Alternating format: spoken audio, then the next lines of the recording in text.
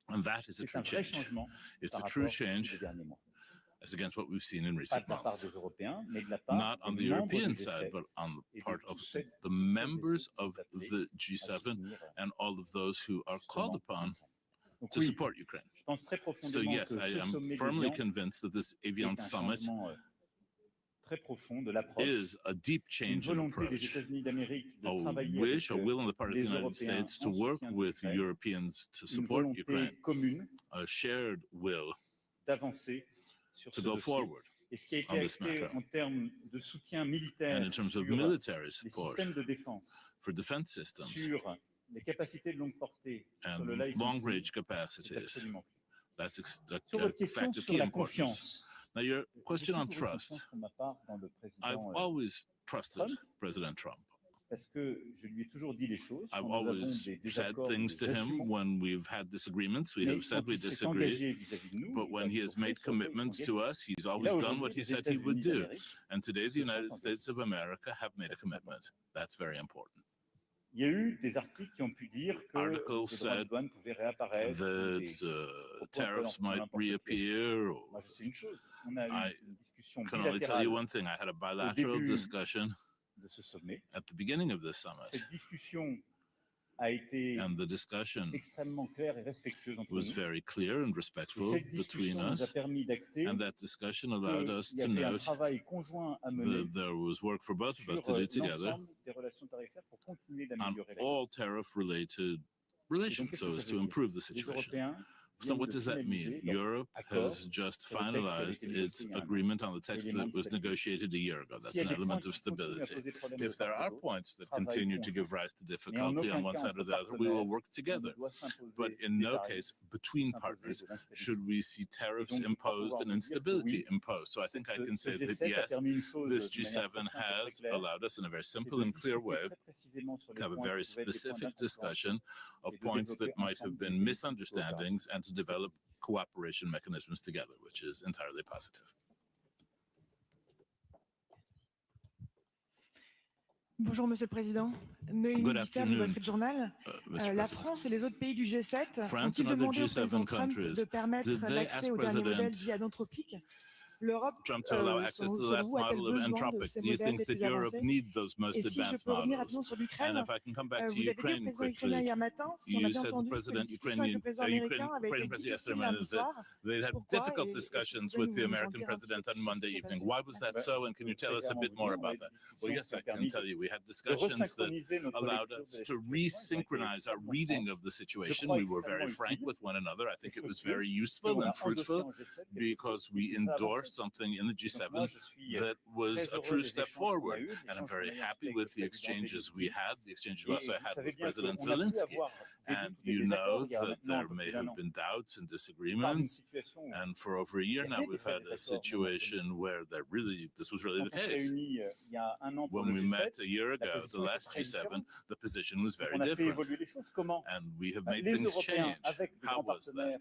Europeans with our other partners, Canada, Japan, Australia, New Zealand, Korea, we put together this coalition of the willing to say that we would put forth security guarantees. And we stayed by the Ukrainian side at all times, and the Ukrainians obtained good results. And the United States, together with us, had a look at what the situation now was. The awareness that we need to be together, the refusal, as I said to your colleague, on Russia's side to have a sincere discussion, which made it impossible to go forward. These are bases for discussion which are not acceptable. And so that allowed us to have all the discussions that we had at the G7 and with President Zelensky. And at the end, this was a resynchronization, a reconvergence, cooperation on all sides in our approach to Ukraine and in the decisions which we have made and which are in our joint text. It's a very good thing. After that, about artificial intelligence and the models whose calculating power is going forward very quickly indeed. Today, Americans have these. And what fear is there that other people can use this to attack them or to attack us? And facing that, a very strong decision was made by the administration some days ago. The good thing is that people are aware. it can be a dangerous thing. Up until now, there was a background discussion saying no regulation ever, it's not dangerous. So it's a good thing that they have this relation. Now, there's a bad thing. The reaction is strictly nationalist, if you will. And I think that the technical discussions which happened between the technological leaders on artificial intelligence and national leaders amongst ourselves, so as to clarify matters and to say at the end of the day, what are we trying to do here? We all need to have access as democracies to these technologies. That's good for your companies because it opens up markets to you. Otherwise, we won't going to buy any model that's made by any of these companies if you can just throw a switch one day.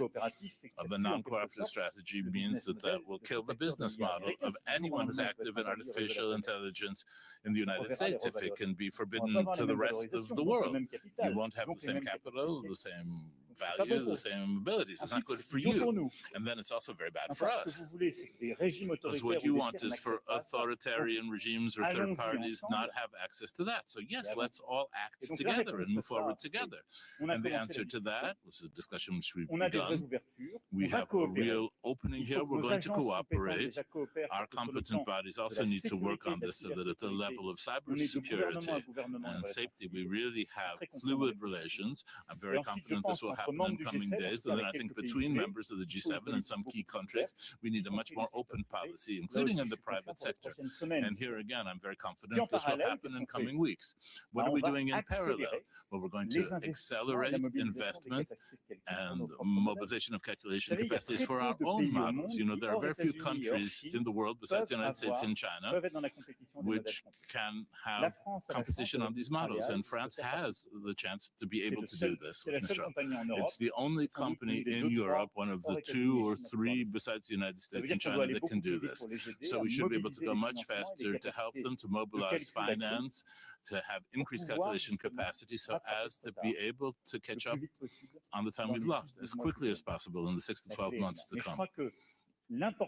But I think the importance of the debate we've had today, these last few days, is basically to say that this can only be done intelligently if we cooperate between some key democracies. Otherwise, we're just going to be fracturing the world and we won't have an effective response. Bonjour, Monsieur le Président, Bastien Auger pour TF1 LCI. Good afternoon, Mr. President. On Iran, you talked once again about a very good deal, whereas we've heard about lots of concern as to its solidity. Can you tell us concretely what makes you say that this agreement, this deal, is a good one? Do you think there are enough guarantees on the Iranian side? And do you think it could lead to a long-term agreement as satisfactory as the one obtained in 2015? And then just to conclude, President Trump once again threatened to bomb Iran. Should we take this seriously, to your way of thinking? And this expresses sort of fragility in the situation. I think sometimes there are words and forms of words that are taken where we understand the meaning. Do I understand the character of this? The idea is to restore credibility by saying there is a dissuasive capacity here. And that's what President Trump wants to say. When he says that in the same way as he might say things about tariffs, it's to remind people the United States have this power of dissuasion. We know this. But I don't think it should be interpreted as a threat in the short term. I think that's important too.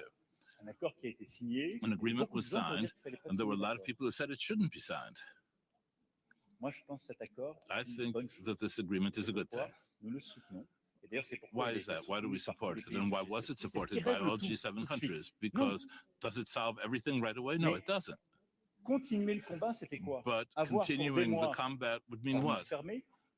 For months and months having the risk of oil and gas capacities being unbalanced for months and years to come, to continue having lives lost and this unacceptable situation in Lebanon and the collapse of the whole region. We have a humanitarian, political, and economic responsibility here.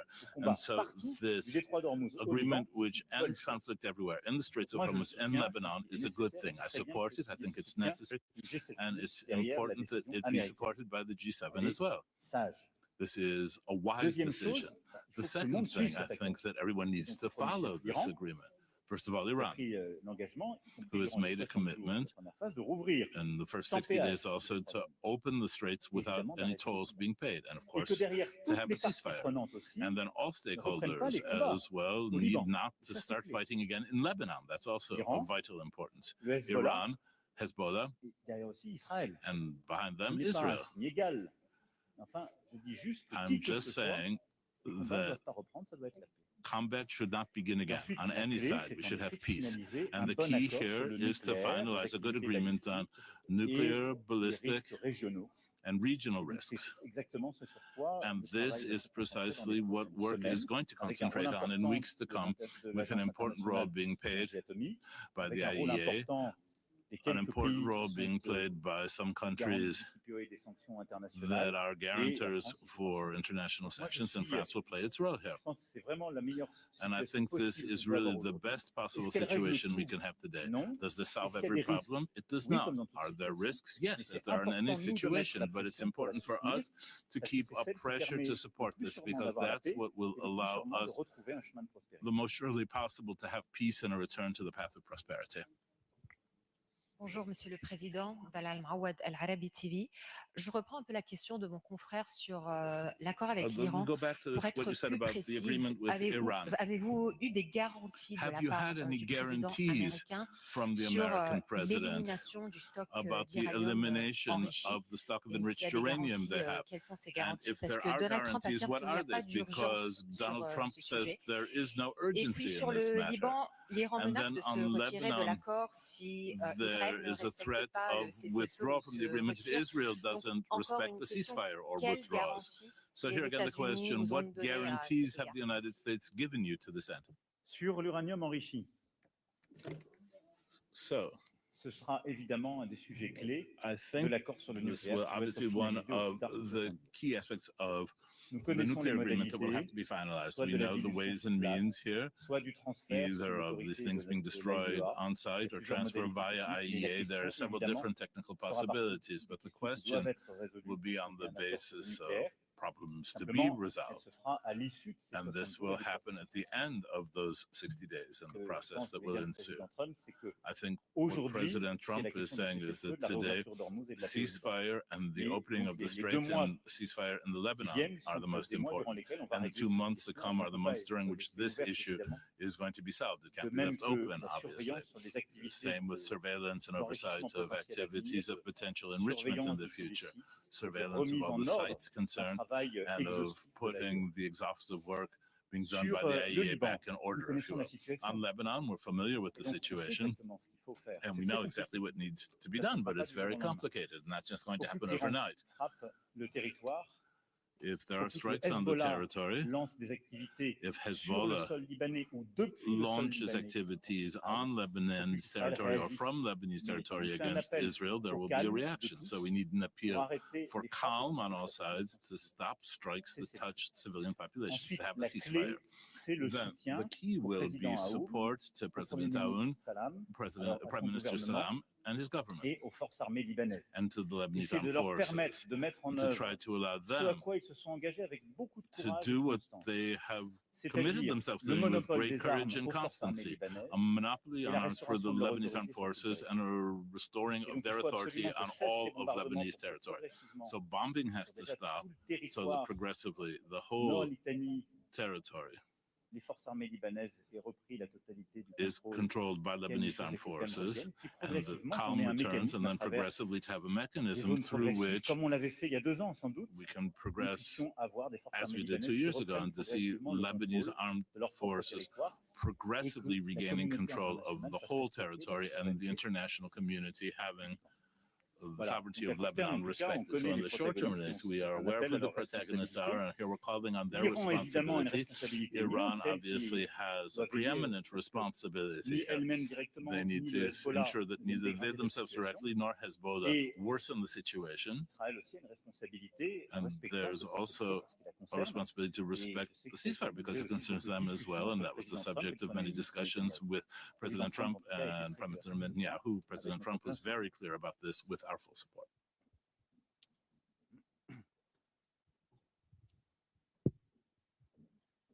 Bonjour, Monsieur le Président. Julien Lécuyer du journal La Voix du Nord.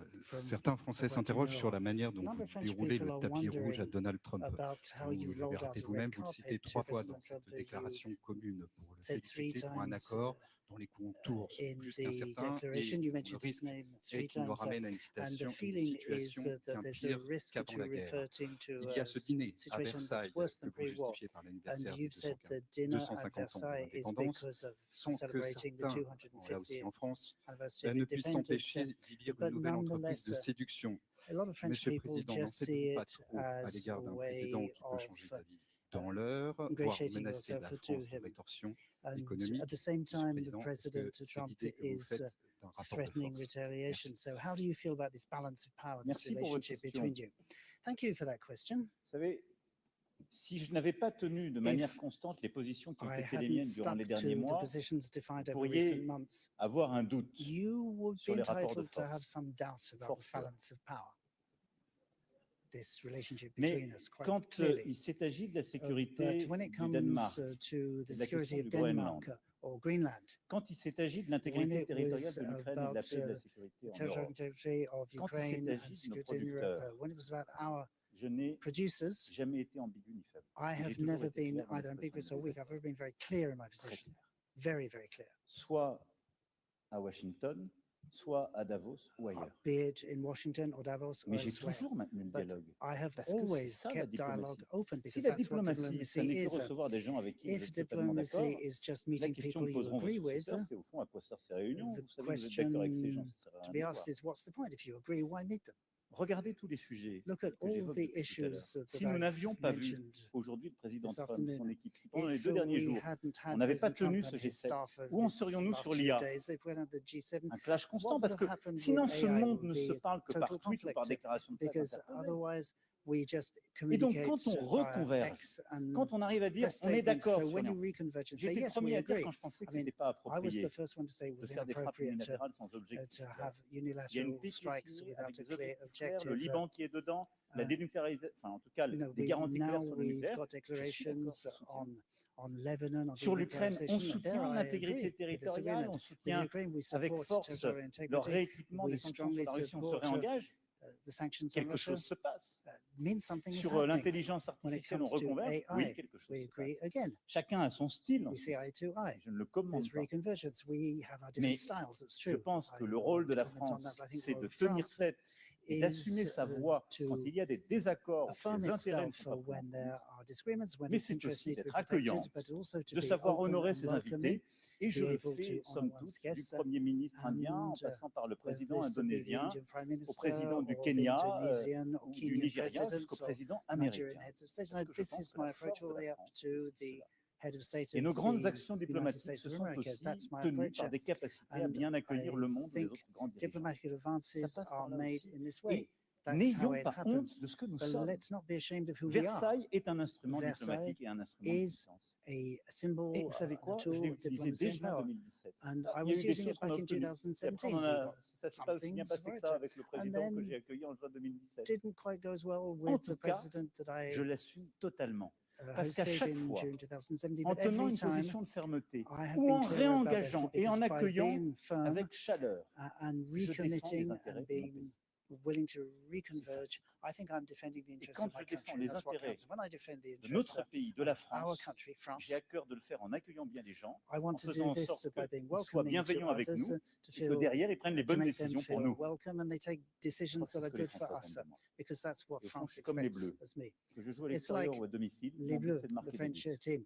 You know, if you are playing at home, then you hope to score.